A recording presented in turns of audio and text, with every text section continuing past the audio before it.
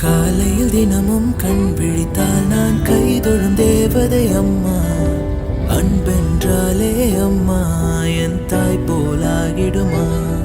இமை போல் இரவும் பகலும் என்னை காத்த அன்னையே, உனதன்பு பார்த்த பின்பு அதை விட வானம் பூமியாவும் சிறியது. காலையில் தினமும் கண் விழித்தால் நான் கைதொழும் தேவதை அம்மா.